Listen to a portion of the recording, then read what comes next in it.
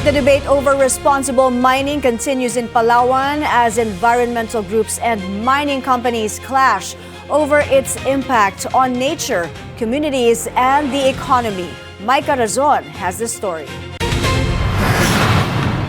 There is no responsible mining in the Philippines. That is the stand of a pro-environmentalist group in Palawan, contrary to the mining company's claim.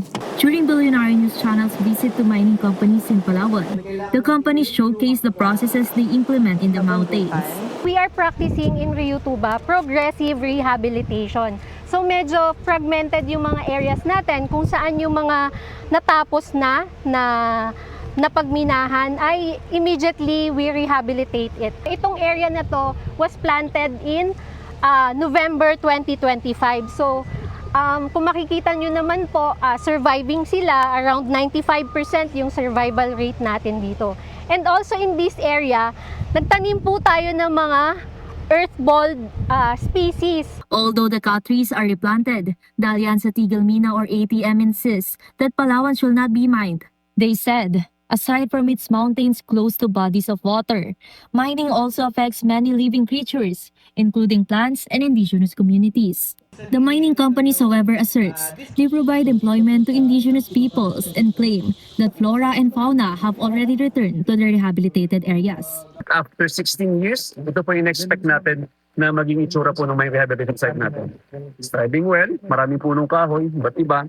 Pati yung mga halaman na natin tinanim, yan, nakita nyo na rin na tumutubo sila sa paligid. Yung mga leaf litter ng mga punong kahoy na to, ito yung nagpapaganda ng kondisyon ng lupa. The mining companies also clarify that they can't restore the mountains to its original condition, a key concern raised by ATM, which believes they should be restored exactly as they were. As the debate between the two sides continues, DNR Secretary Mitch Cuna maintains that mining is important to the economy and believes that responsible mining exists. At the outset, I'll tell you, responsible mining does exist. Kausap ko nga ang MGB nung isang araw. By the end of the year, we may be able to come up with figures already kung gaano kalaki ngayon ang nako-contribute sa national government. But ATM says Cuna is protecting the mining industry, making it impossible to hold mining companies accountable for their alleged violations. On the issues of rights, the environment, the economy, and responsibility, what will be the country's future if it fails to balance both sides? For Midday Report, Micah Razon, Billionaire News Channel.